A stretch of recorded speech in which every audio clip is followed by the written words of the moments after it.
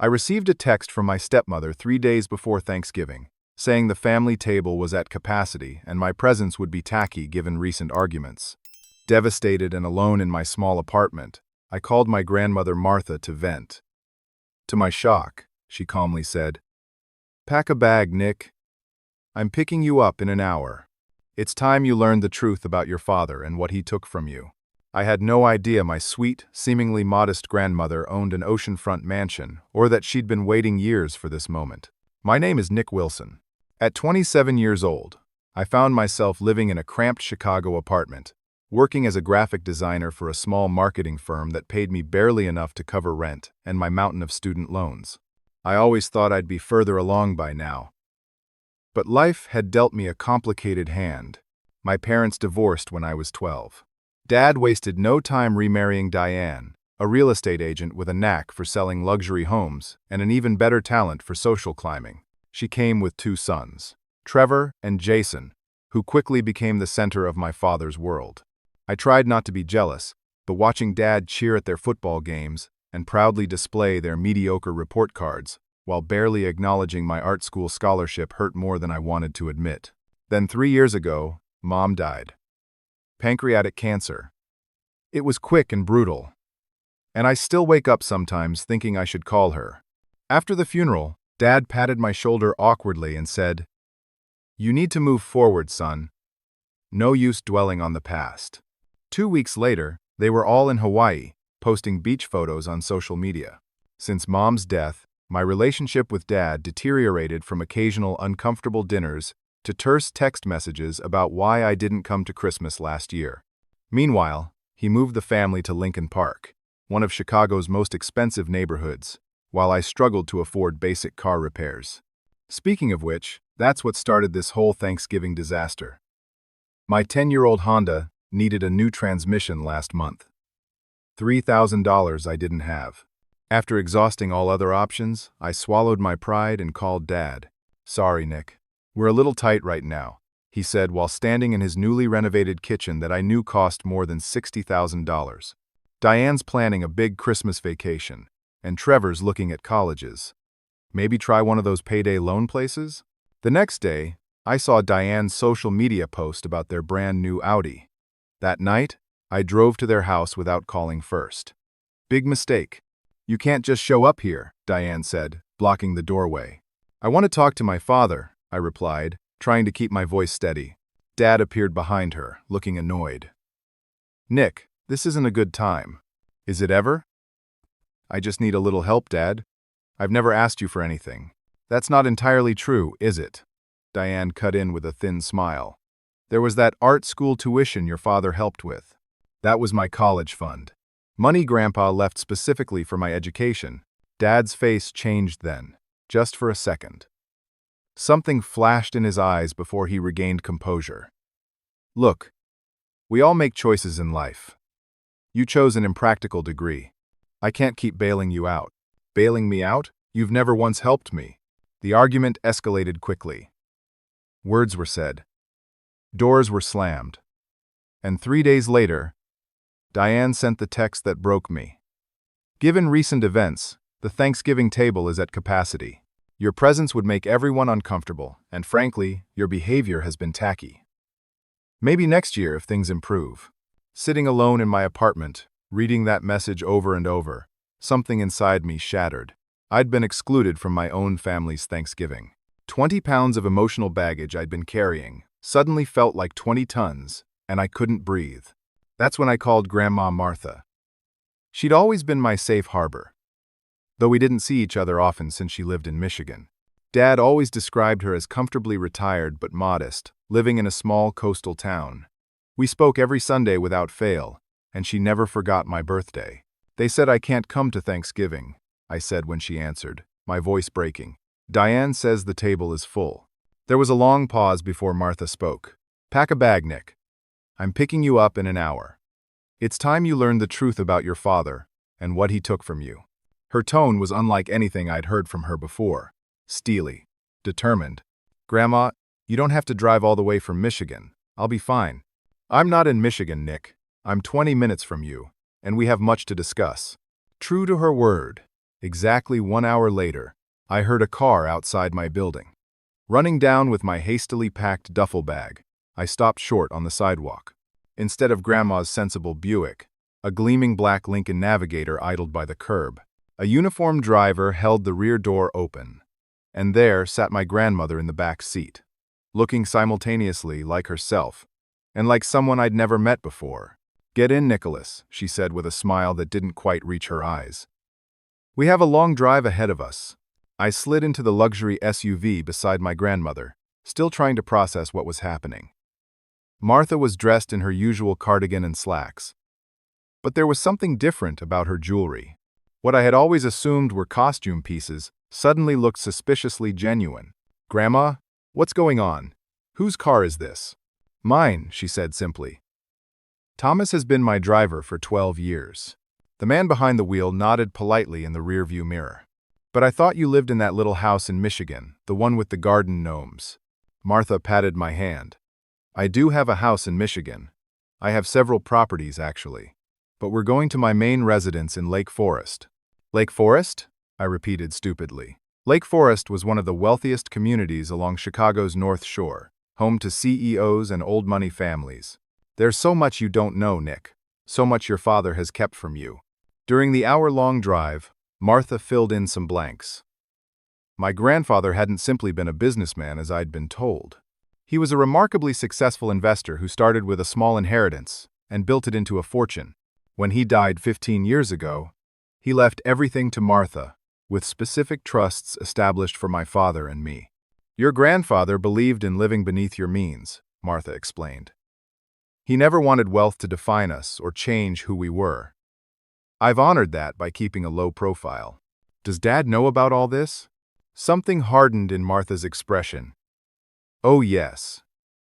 Your father knows exactly how much money there is." The Navigator turned through ornate gates and proceeded down a winding driveway lined with old-growth trees. When the house came into view, I couldn't help gasping. It wasn't just a house. It was an estate. A magnificent stone mansion stood proudly overlooking Lake Michigan, its windows glinting in the afternoon sunlight. "This is yours?" I whispered. "This is ours, Nick. This is your legacy, too." Inside was even more impressive.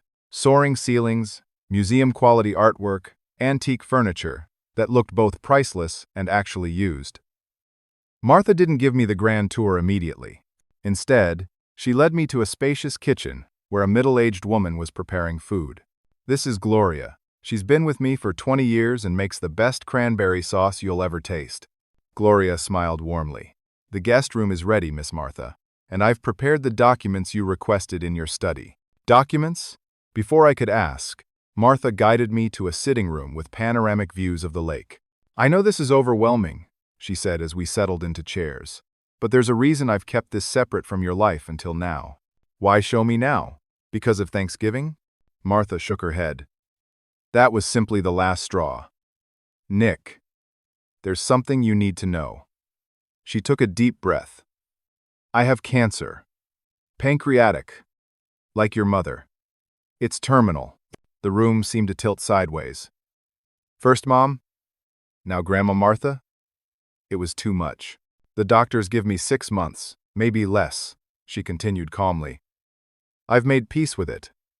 But I cannot make peace with what your father has done to you. I've been gathering evidence for years, waiting for the right time. I realize now there is no perfect time." "Evidence of what?" "Theft, manipulation, and betrayal of the worst kind. But first, let's have a proper Thanksgiving meal. I want one last holiday with my grandson before we handle unpleasant business."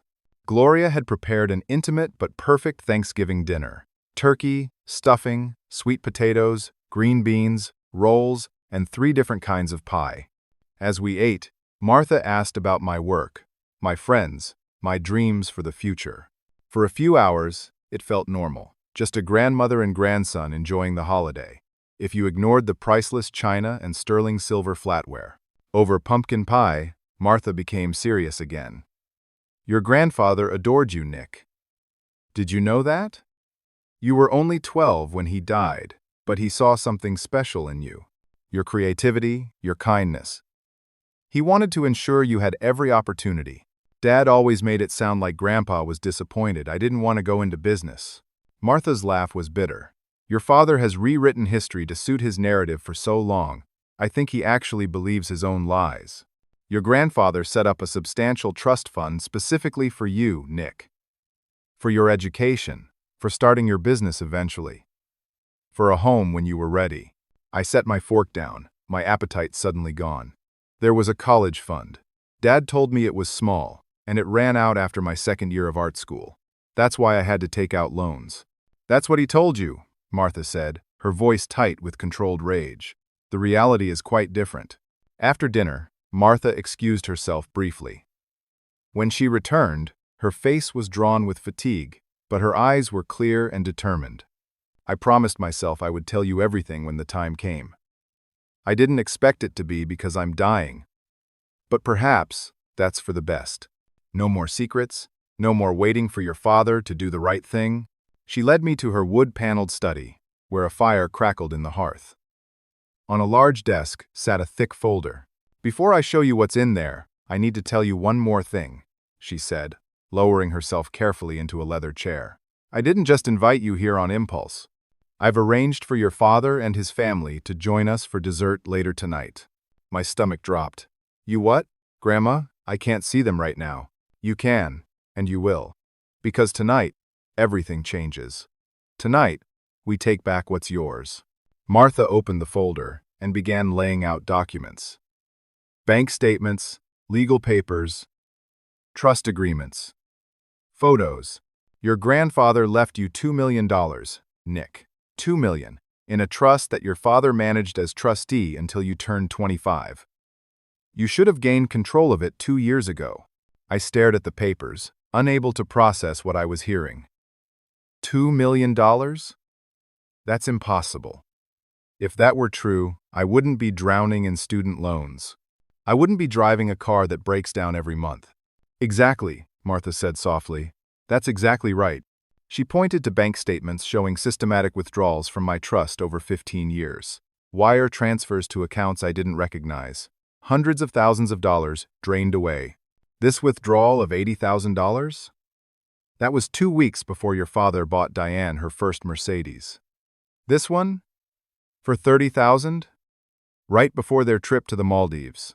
The biggest one? Nearly $300,000? That was for the down payment on their Lincoln Park house. My head spun as Martha continued laying out evidence. My father had stolen my inheritance, nearly all of it, using it to fund his new family's lifestyle, while I struggled paycheck to paycheck. Legal documents revealed forged signatures. Tax forms showed reporting discrepancies. A private investigator's report detailed the timeline of theft. Why didn't you stop him? I finally asked, my voice hardly recognizable. I didn't know at first. Your father handled all the financial arrangements after your grandfather died. I trusted him. Martha's voice broke slightly. By the time I became suspicious, the damage was substantial. I hired investigators, gathered evidence, but wanted proof before confronting him. She pulled out one last document. There's one more thing you should know. Something I discovered only recently. It was a series of emails between my father and my college girlfriend, Rachel. The girl I'd been certain would become my wife until she suddenly broke up with me senior year. Your father paid her $10,000 to end your relationship. He told her you would only be burdened by her, that you were heading in different directions anyway. I couldn't breathe. Rachel had been independent, ambitious, always questioning why I never seemed to have access to the family money my father occasionally flaunted. Dad did this? He bought her off? She refused the money at first, Martha said. But your father can be very persuasive. He convinced her it was for your own good, that you needed to focus on your career without distractions. The room fell silent except for the crackling fire. My entire adult life had been built on lies. My struggles, my insecurities, my broken heart, all engineered by my own father. They'll be here in an hour, Martha said quietly. Are you ready to face them? I wasn't ready, not even close. But looking at my grandmother, her face lined with age and illness, her eyes still fierce with love and determination, I knew I had to be. What do we do? I asked. We make them face the truth.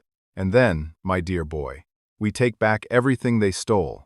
Martha insisted I take some time to process what I'd learned before the confrontation. I wandered through the mansion in a daze, trying to reconcile the reality of my grandmother's wealth with the modest image she had always presented. More disturbing was reconciling the father I thought I knew with the man who would systematically steal from his own son. In what must have been a sitting room, I found framed photos I'd never seen before. My grandfather holding me as a baby, Martha and my mother gardening together. My high school graduation, with Martha beaming proudly. There were even recent photos of me that she must have gotten from my social media. I always kept track of you, Martha said from the doorway. Even when your father made it difficult for us to spend time together. Why would he do that? Keep us apart? Because I asked too many questions. After your mother died, I started noticing discrepancies. Money that should have been available for you suddenly wasn't. Your father became defensive when I inquired about your trust. Martha lowered herself carefully onto a sofa. Despite her wealth, in that moment she looked every bit her 78 years, frail and tired. Tell me about the cancer, I said, sitting beside her. Not much to tell. I've refused treatment. At my age, with this diagnosis, treatment would only buy a small amount of time at the cost of whatever quality of life I have left. I've made my peace with it. Does Dad know? No.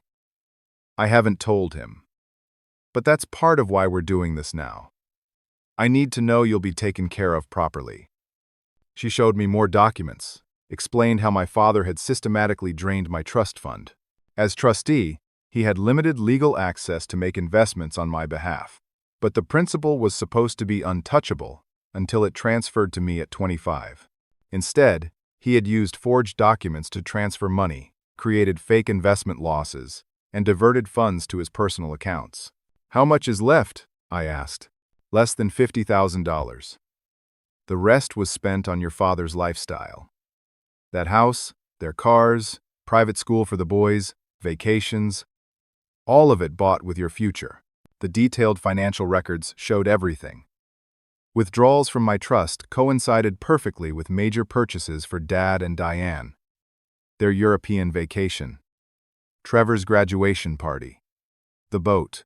The country club membership. Most damning were the document forgeries. My father had faked my signature on multiple occasions to gain access to restricted portions of the trust, and had even created false statements to show Martha when she asked questions.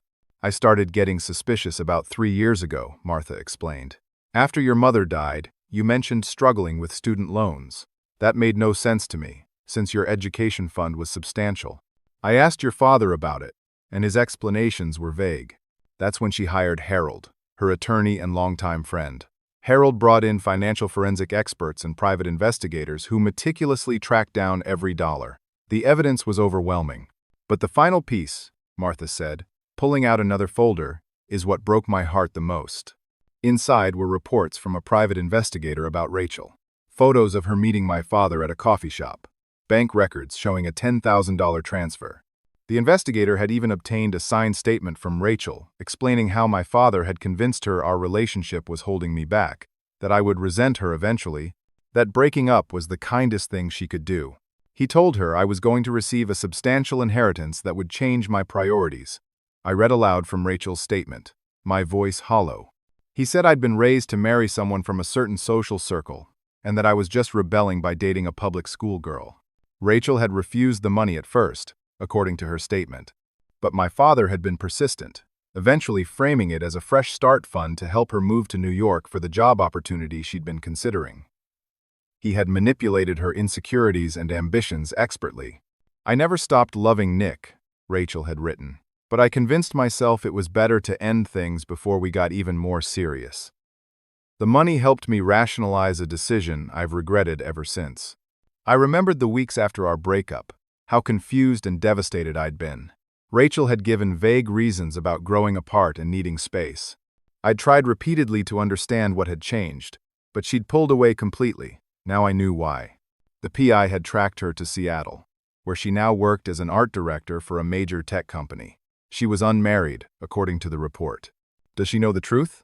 I asked. About Dad stealing my inheritance? No, Martha said. The investigator didn't reveal that to her. He simply asked about her interactions with your father years ago. I set the file down, suddenly exhausted. I loved her, Grandma. I was going to propose after graduation. I know, dear. Your father knew that too. I think that's why he acted when he did.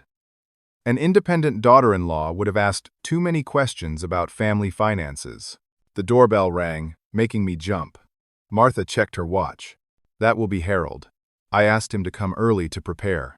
Harold turned out to be a sharp-eyed man in his 70s, with a no-nonsense demeanor and an impressive grasp of financial law. He laid out our options clearly. We have enough evidence for criminal charges, he explained.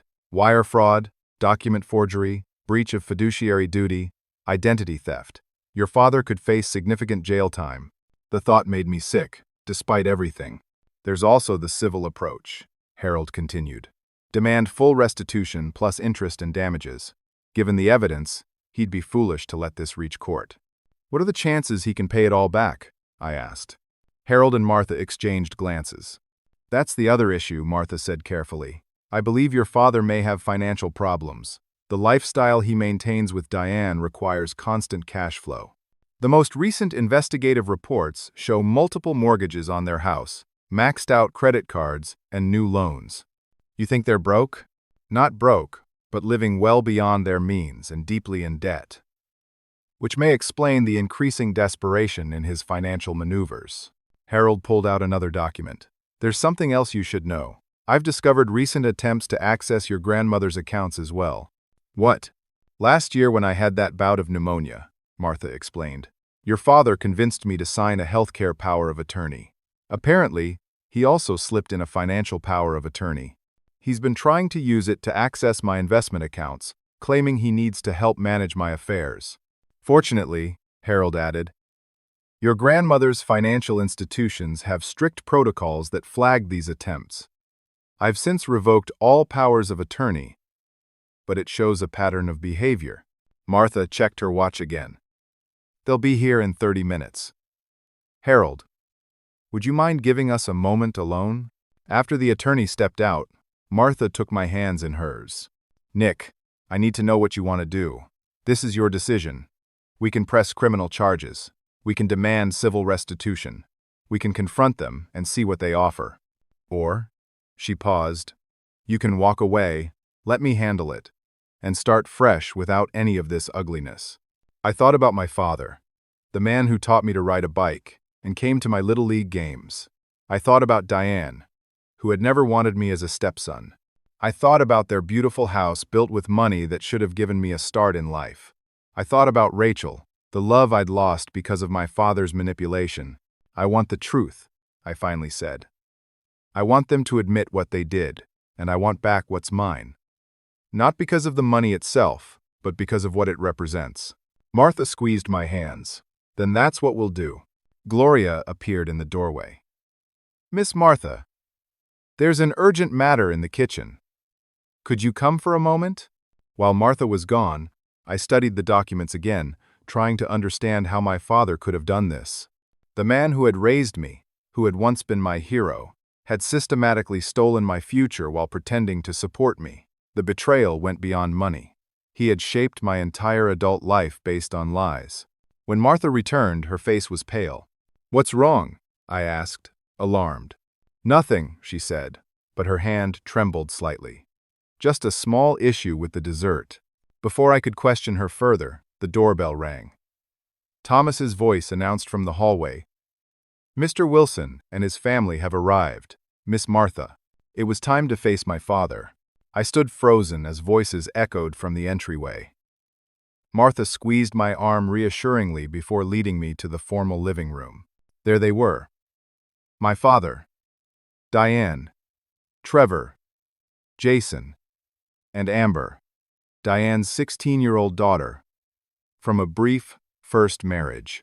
The shock on their faces when they saw me almost made the whole terrible situation worth it.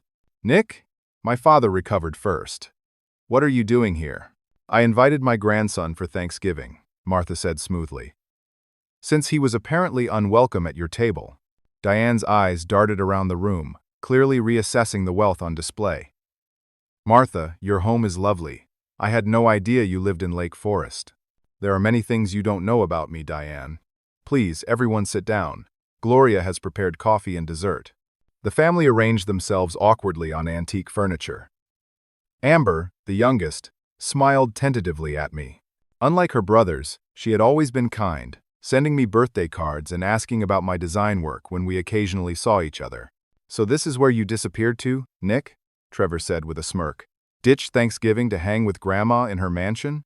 "Trevor," my father warned. "I didn't ditch anything," I said calmly. "I was uninvited. By text message." All eyes turned to Diane, who shifted uncomfortably. "It was a misunderstanding. After your outburst the other day, we thought perhaps a cooling-off period would be best." "An outburst? Is that what you call asking my father for help when I needed it?" Gloria arrived with coffee and pie, momentarily pausing the tension. Once she withdrew, Martha spoke. "I invited you all here tonight for a specific reason. Harold, would you join us, please?" Harold entered with his briefcase, and my father's expression changed instantly. "Harold?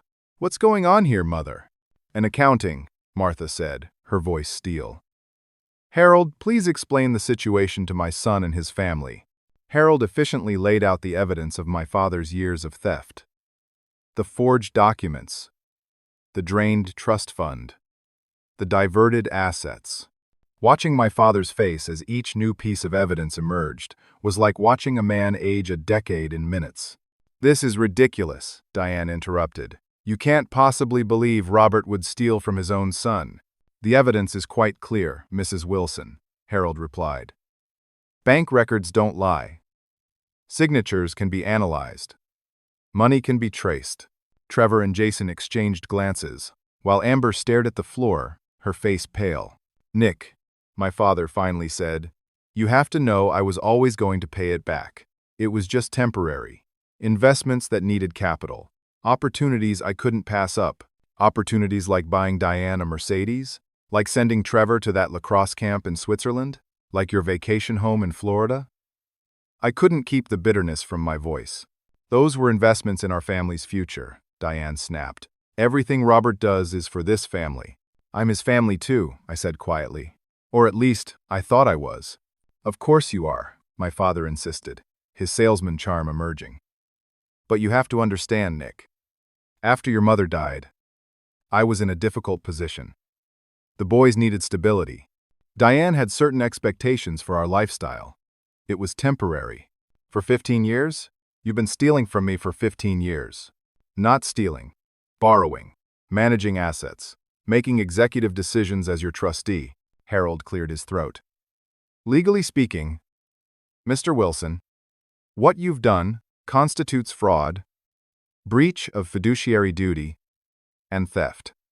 The trust agreement specifically prohibited using principal for anything other than Nicholas's direct benefit."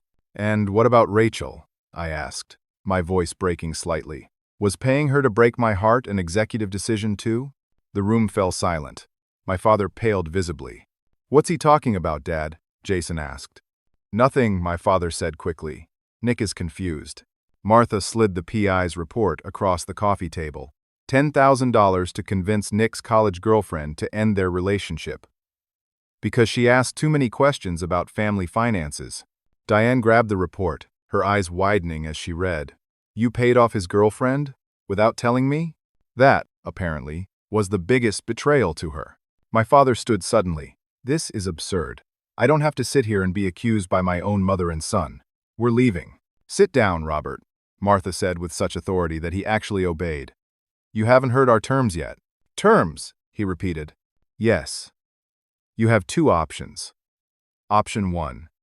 We file criminal charges. Wire fraud, identity theft, embezzlement. Given the amount stolen, you're looking at significant federal prison time." My father blanched. Trevor and Jason looked at each other in panic. "Option 2, Martha continued. Full restitution to Nick. Every penny you took, plus interest and damages. Harold has calculated the total at approximately $3.2 million. "That's impossible," my father spluttered. "I don't have that kind of money." "Then liquidate your assets. Sell the house. Sell the cars. Cancel the country club membership. Take out loans. I don't care how you do it, but Nick will be repaid." You can't be serious. I've never been more serious in my life, Robert. You have 30 days to produce the money, or we file charges on day 31. Diane stood, her face contorted with rage. This is blackmail! You can't threaten us like this! It's not blackmail to demand the return of stolen property, Harold noted mildly.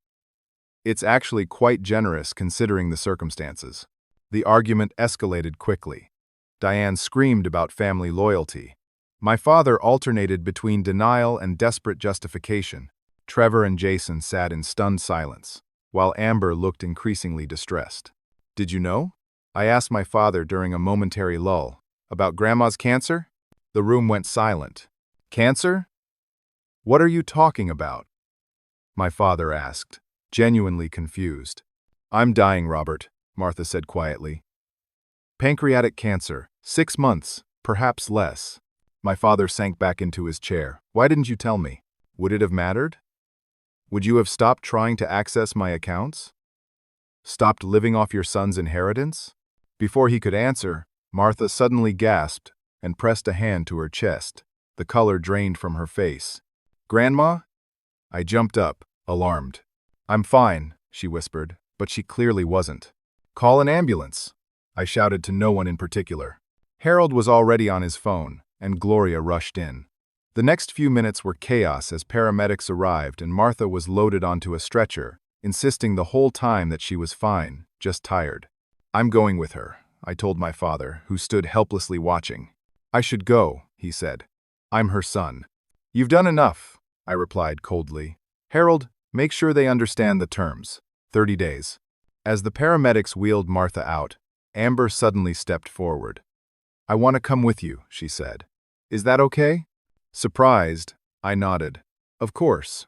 Amber, get back here, Diane commanded. No, Mom, Amber said firmly. I'm going with Nick and Grandma Martha. In the ambulance, Martha regained some color, though she looked exhausted. Dramatic timing, Grandma, I said, trying to lighten the mood.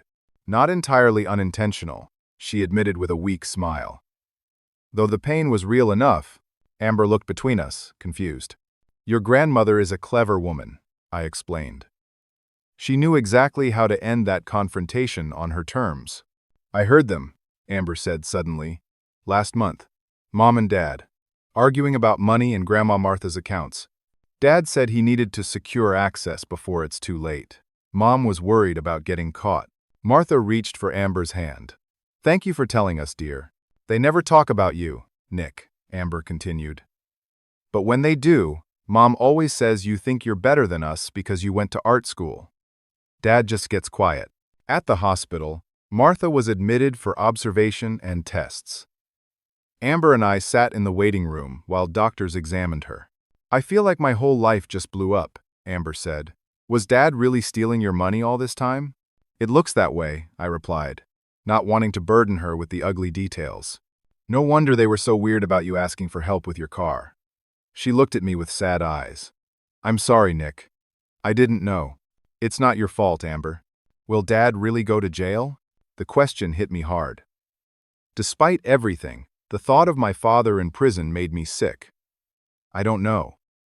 It depends on whether he returns the money. Harold arrived an hour later with updates. Martha was stable. The doctor confirmed it was stress-induced angina, not a heart attack. She would need to stay overnight for observation. And the family? I asked. In complete disarray, Harold replied. Your father is oscillating between denial and panic. Diane is threatening to call her lawyer, though I doubt she'll follow through once she understands the evidence we have. The older boys left with them, but they looked shaken. What happens now? I've given your father the formal demand letter. 30 days to produce the funds or we file criminal charges. I've also filed emergency paperwork to freeze any remaining assets in your trust, though I suspect there's very little left. The magnitude of the situation was overwhelming. My father had systematically stolen my inheritance. My grandmother was dying. My former girlfriend had been paid to break my heart, and now I was responsible for ensuring justice was done. You should rest, Harold advised. There's nothing more to be done tonight. But as Amber and I drove back to Martha's house in a taxi, I couldn't help feeling that everything had changed. For better or worse, I had finally seen the truth about my family. And there was no going back. Martha was released from the hospital the following morning with strict instructions to avoid stress. Fat chance of that, considering the circumstances. "I'm fine," she insisted as Thomas helped her into the house. "Just a little warning sign to take it easy. The doctor said your heart is showing strain," I reminded her. "You need to rest." "I'll rest when this situation is resolved." Amber had stayed overnight in one of the many guest rooms at Martha's mansion. She emerged for breakfast, looking uncertain about her place in all this. "My mom called," she said quietly. "She wants me to come home." "And do you want to go home?" Martha asked gently. Amber hesitated. "Not really. They'll just be fighting and blaming everyone else. Dad was yelling at Trevor and Jason last night after we left, saying they were spoiled and ungrateful." "You're welcome to stay here as long as you like," Martha assured her. Over breakfast, Harold called with updates. My father had been frantically contacting financial advisors. Diane had been seen entering a prominent divorce attorney's office. The family was imploding. "I never wanted this," I said, staring into my coffee. "I just wanted the truth, and maybe a little help when I needed it." "The truth often comes at a high price," Martha replied. "But living a lie costs even more in the long run." The next week passed in a strange limbo. I took leave from my job, explaining I had a family emergency. Amber arranged to complete her schoolwork remotely, claiming a family health crisis, which wasn't entirely untrue. Martha rested, though she insisted on being kept informed of every development. My father made several attempts to contact me directly, leaving increasingly desperate voicemails. "Nick, please call me back. We need to talk, just the two of us. I can explain everything." "Your father is trying to divide and conquer," Harold warned. "He'll attempt to appeal to your emotions, your shared history. Stay strong." On the fifth day, my father appeared at Martha's gates unannounced. Thomas called from the security booth.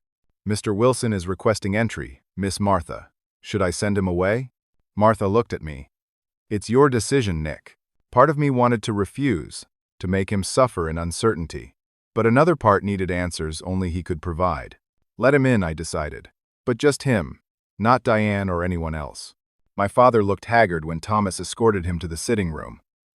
His normally immaculate appearance was disheveled, his eyes bloodshot from lack of sleep. "Nick," he said when he saw me, "thank you for agreeing to see me. What do you want, Dad?" I wanted to explain. About the trust. About everything. "I'm listening." He sank into a chair, suddenly looking old. "After your grandfather died, there was a lot of pressure. Your mother and I were having problems. Diane and I had just gotten involved. I needed to establish myself, prove I could provide. So you stole from me. I borrowed. I always intended to replace it. The first time was for a business opportunity that didn't pan out. Then it became easier each time. The market crashed in 2008, and suddenly everyone's investments were down. It seemed like the perfect cover to explain why your trust had lost value. And after that, what about the last 15 years of theft?" He had no good answer, just more excuses. The expensive schools for Trevor and Jason, Diane's expectations, keeping up appearances. Business ventures that failed. "What about Rachel?" I asked. The question that had been burning inside me. My father looked away. "She was asking questions about family money, about why you were taking out student loans when there should have been a trust fund.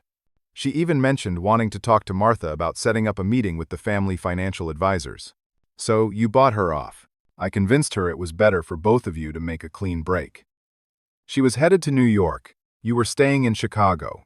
Long-distance relationships rarely work out anyway. That wasn't your decision to make. I was protecting you."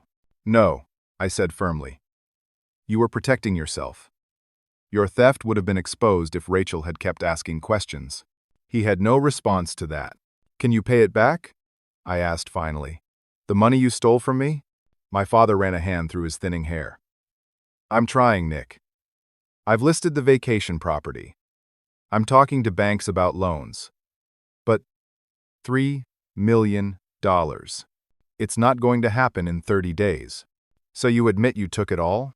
"Yes," he said quietly. "I took it. And I've wasted most of it trying to maintain a lifestyle I couldn't afford.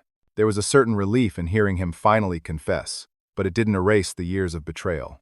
"Are you going to send me to jail?" he asked, his voice breaking. The question hung in the air between us.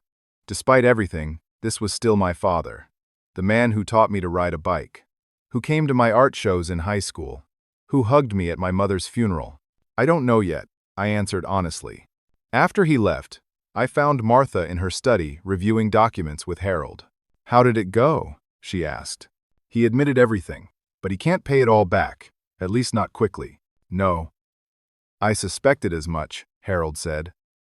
"I've been reviewing their finances based on what we could access legally. The Lincoln Park house is underwater, mortgaged to the hilt. There are significant credit card debts. The Florida property has some equity, but nowhere near enough. So, what are our options?" "We proceed with criminal charges as planned," Harold replied. "Or we negotiate a structured settlement for whatever he can pay now, plus ongoing payments. And if he defaults on those payments, then criminal charges would still be an option." It wasn't an easy decision. Sending my father to prison would destroy what remained of our family. But letting him avoid consequences felt wrong too. "What would you do, Grandma?" I asked Martha later that evening. She considered carefully before answering. "I believe in justice, Nick. But justice doesn't always mean punishment. Sometimes it means restoration. Making things as right as possible. He can't restore what he took from me.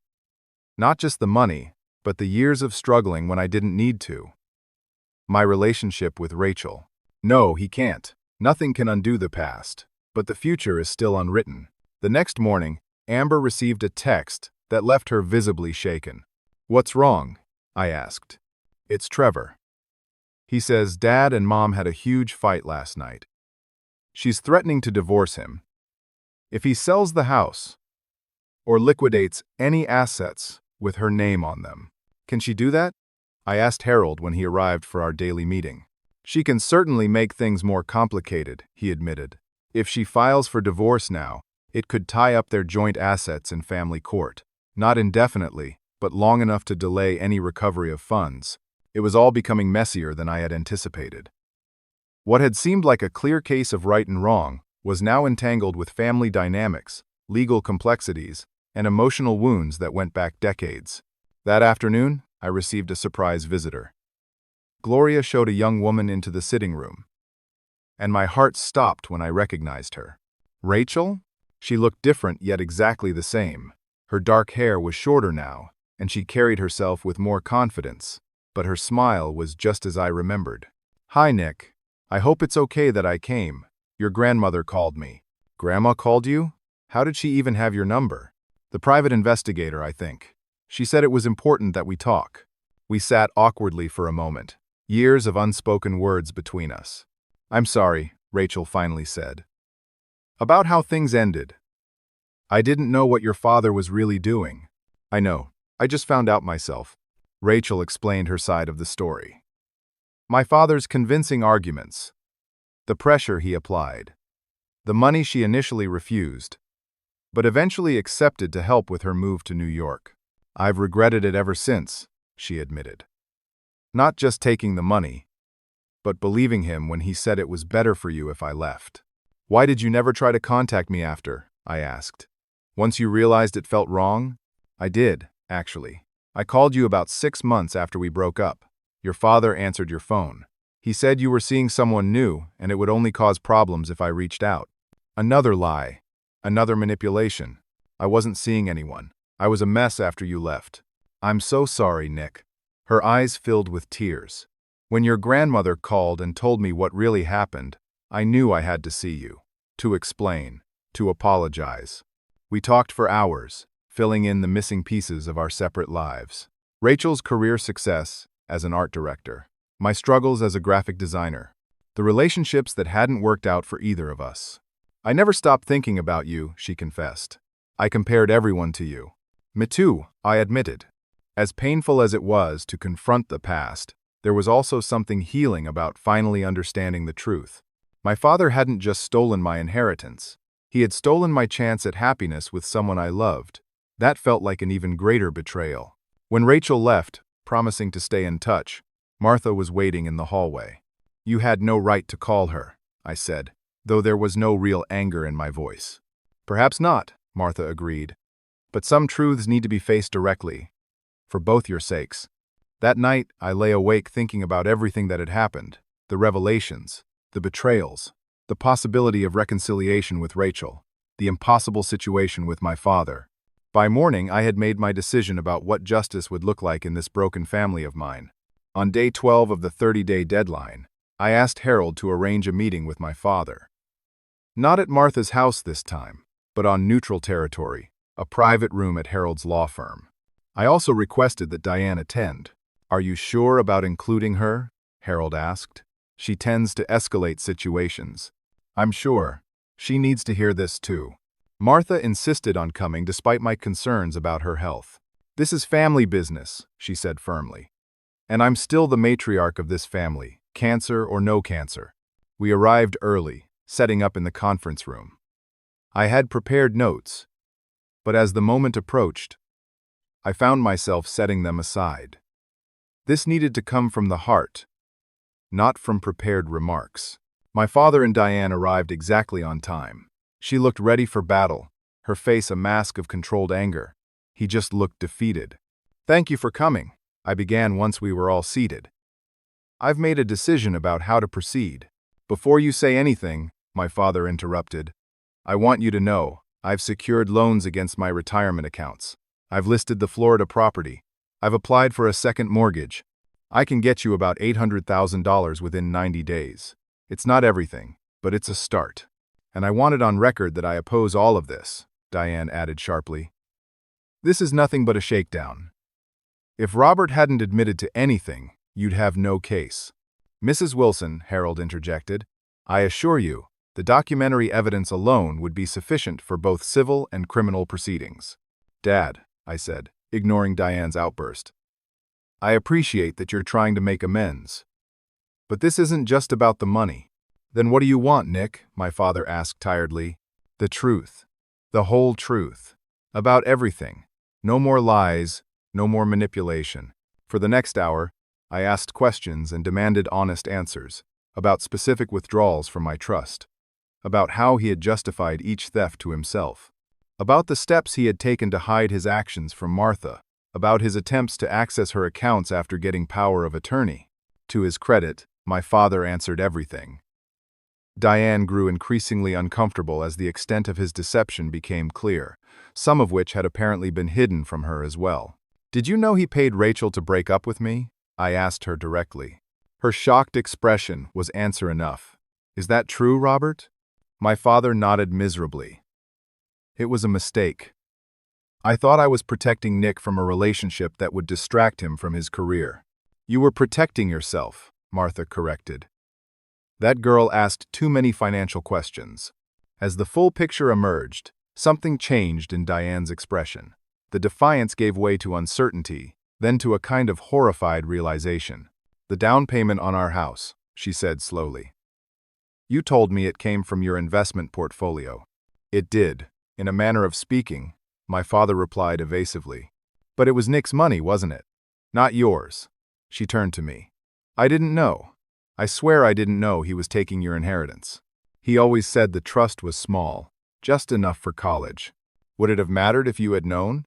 I asked. She didn't answer, which was answer enough. "Here's what's going to happen," I said finally. "I'm not pursuing criminal charges." Relief flooded my father's face.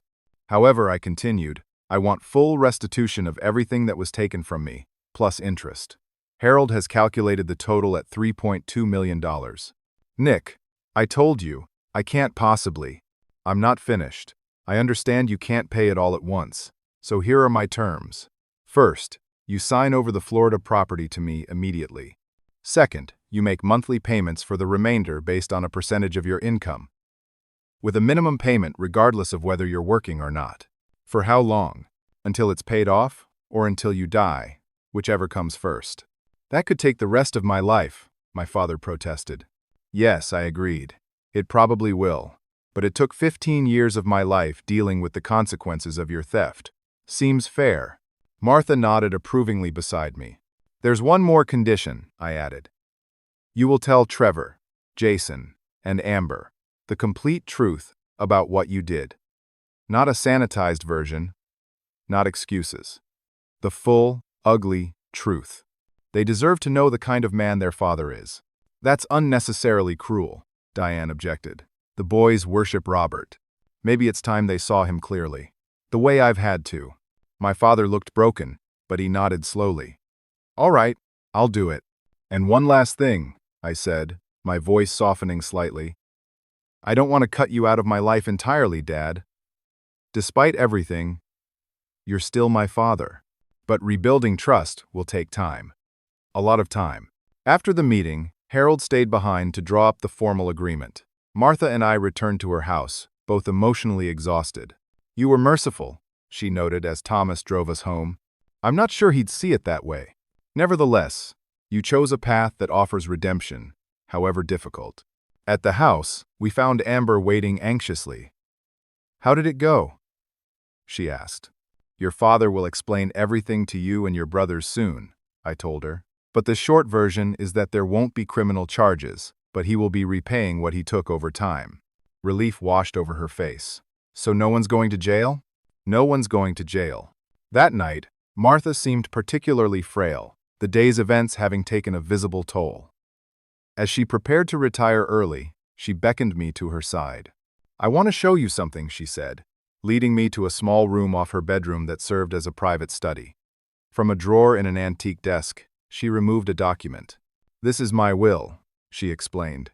Harold updated it last year when my health began to decline, and again last week after all these revelations. Grandma, you don't need to. Yes, I do. You need to understand everything clearly. She opened the document. The bulk of my estate will pass to you, Nick. Your father will receive a small inheritance, enough to be respectable but not enough to rescue him from the consequences of his actions. I nodded, uncomfortable discussing her death but understanding her need to put her affairs in order. There's a provision for Amber as well, Martha continued. A trust for her education and a starter fund for when she's older. I've known her such a short time, but she has a good heart. She reminds me of you. That's generous, Grandma. There's one more thing. Martha handed me a small key. This is for a safe deposit box at Chicago National Bank. Inside is a letter I wrote to you years ago, when I first suspected your father might be mismanaging your trust. I was too uncertain then to confront him directly, but I wanted to ensure you would eventually know the truth, even if something happened to me before I could tell you.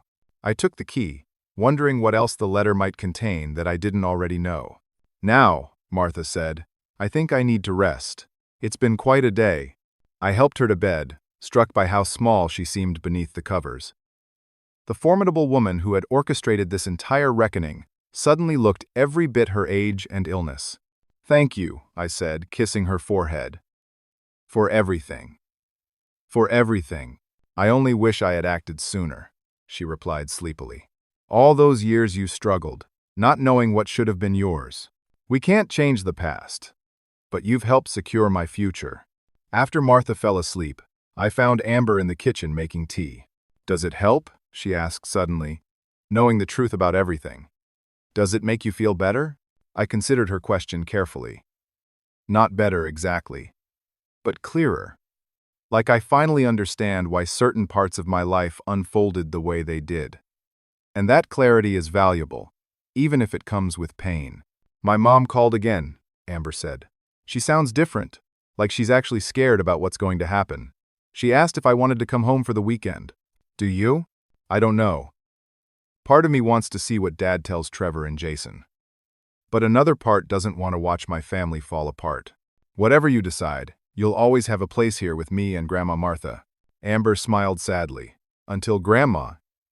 You know. Even after that, I promised. We're family, Amber. The real kind. Later that night, my phone rang with an unknown number. It was Rachel. I can't stop thinking about our conversation, she said. About what might have been. Me neither, I admitted. I'm in Chicago for another 3 days for this conference. Could we maybe have dinner tomorrow? Just to talk more? Something long dormant stirred within me. I'd like that, I said. After we hung up, I sat on the balcony outside my guest room, looking out at Lake Michigan glimmering in the moonlight. The last 2 weeks had transformed my life completely. I had lost and found family, discovered betrayal and support, learned painful truths, and glimpsed possible new beginnings.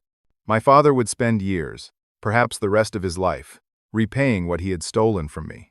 Not just money, but trust, opportunity, and love. Yet somehow, I felt lighter having confronted the truth, having forced him to face it too. Martha was dying, but she had given me more in these few days than most people receive in a lifetime. The truth, a legacy, and the courage to stand up for myself. And Rachel. Perhaps that chapter of my life wasn't finished after all. For the first time in years, I felt something that had been missing since my mother's death: hope. Not naive optimism, but a grounded belief that knowing the truth, however painful, was the first step toward building something genuine and lasting. Whatever came next, I would face it with clear eyes and an open heart. No more lies, no more pretending, just the truth and the freedom that comes with it. 1 month later, I sat with Martha on the terrace of her Lake Forest mansion, watching a perfect spring day unfold over Lake Michigan. Despite the doctor's grim prognosis, she seemed to have gained strength since our confrontation with my father. Her color was better, and she had even put on a few pounds under Gloria's attentive cooking. "The oncologist seemed surprised yesterday," Martha remarked, sipping her tea. "He didn't use the word remission, but he admitted my blood work looks better than expected. Maybe righteous indignation is good medicine," I suggested with a smile. "Or perhaps having purpose. Fighting for you gave me something to live for besides just waiting for the inevitable." In the month since we had reached the agreement with my father, much had changed. The Florida property had been transferred to my name, and I had already received the first of what would be lifetime monthly payments from my father.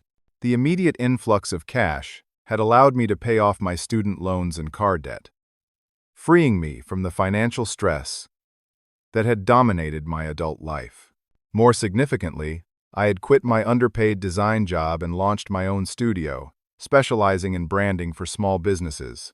Martha had insisted on investing in proper equipment and a small office space in the city. "It's not charity," she had said firmly when I protested. "It's an investment in your future, which your grandfather would have wanted. Besides, I need a project manager for the family foundation." The Wilson Family Foundation was Martha's latest initiative, a philanthropic organization focused on financial literacy and education for young people. She had appointed me as creative director and board member, ensuring I would have a voice in her legacy. "Have you heard from your father?" Martha asked, interrupting my thoughts. "He called yesterday. He said he told the boys everything last week." After our meeting at Harold's office, my father had delayed the promised conversation with Trevor and Jason for weeks, claiming he needed the right moment. Harold had finally issued an ultimatum: tell them by month's end or we would send them the documentation directly. "How did they take it?" Martha asked. "About how you'd expect. Jason is furious, barely speaking to him. Trevor is in denial, making excuses about Dad just trying to provide for the family. And Diane? Still in the house for now, but she's moved into the guest room.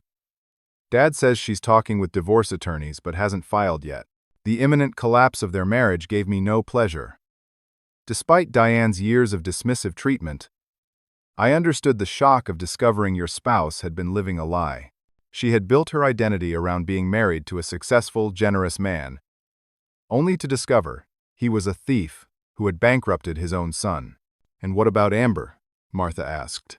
I smiled. "She's coming for the weekend. She wants your help planning her college applications for next year." Amber had become a regular presence at Martha's house, spending weekends and school breaks with us. She had developed a special bond with my grandmother, who seemed to delight in mentoring a young woman with intellectual curiosity and artistic talent. "She reminds me of your mother," Martha often said. The same determined spirit. The French doors opened behind us, and Gloria appeared. "Miss Martha, Miss Rachel is here." My heart quickened as Rachel stepped onto the terrace. After our reconnection, we had begun seeing each other regularly, carefully rebuilding what had been broken years ago. She had extended her stay in Chicago for a week, then 2, before finally announcing she had requested a transfer to her company's Chicago office. "They've been trying to get me to relocate for a year," she explained. "I just never had a compelling reason to say yes until now." "Good morning," she greeted us, kissing Martha's cheek before taking the seat beside me. Am I interrupting? Never, Martha assured her. We were just discussing family developments. Any word on the safe deposit box? Rachel asked me.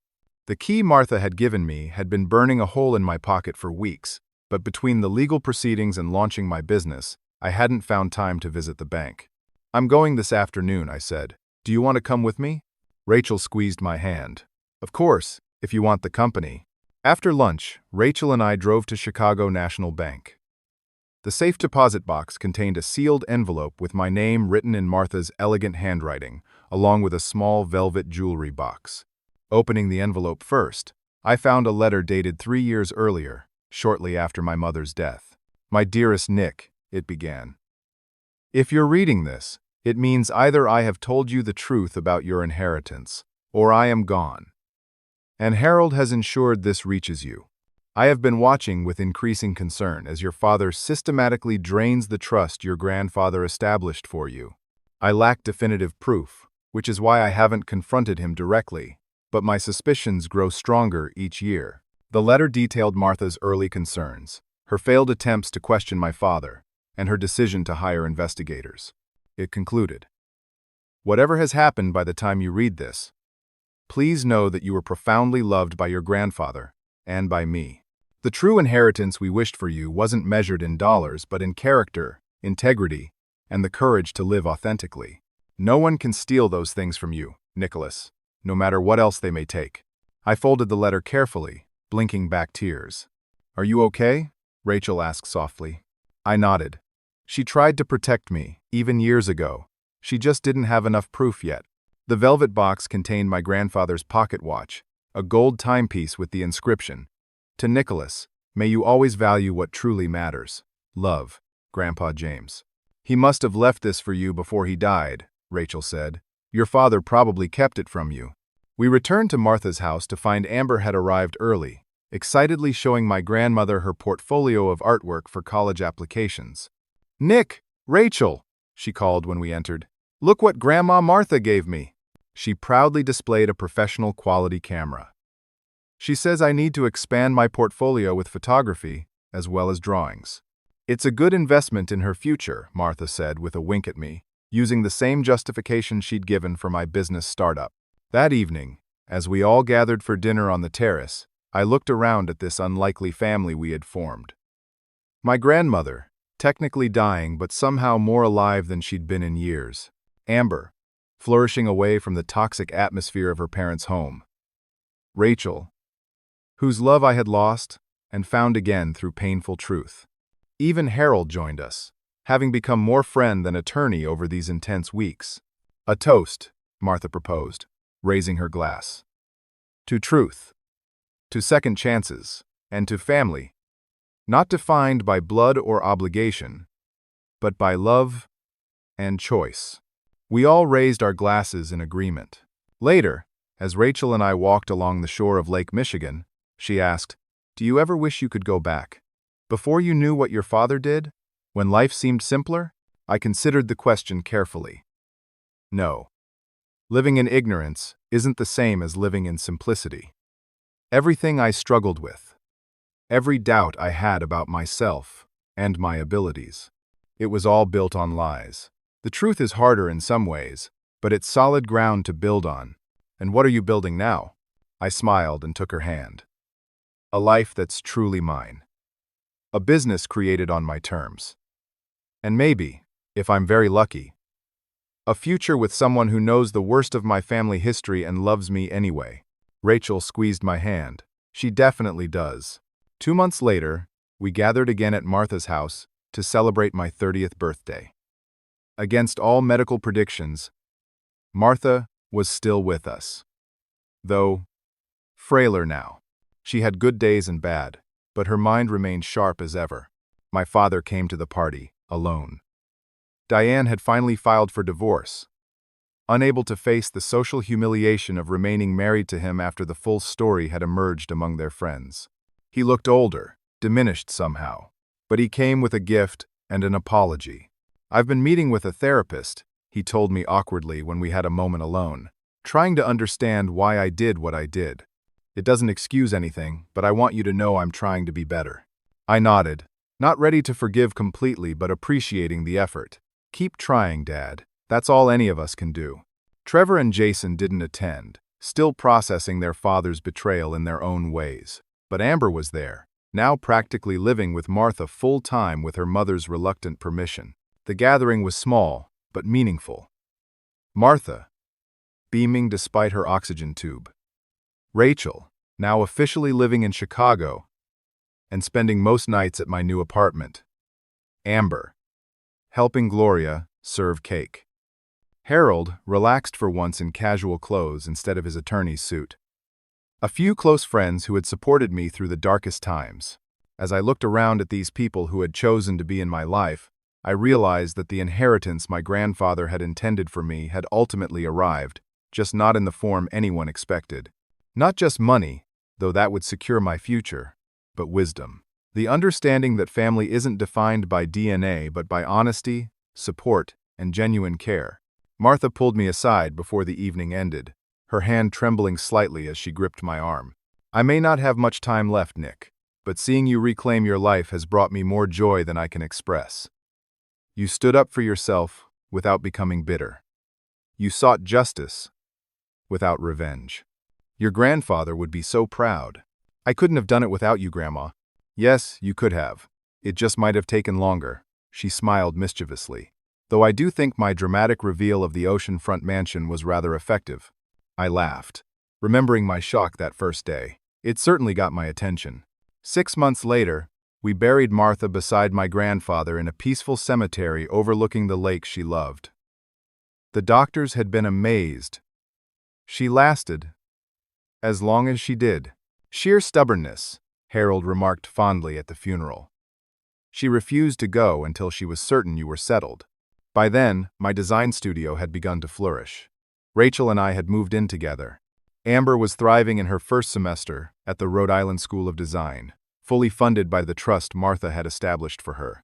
The Wilson Family Foundation had launched its first scholarship program for students from disadvantaged backgrounds.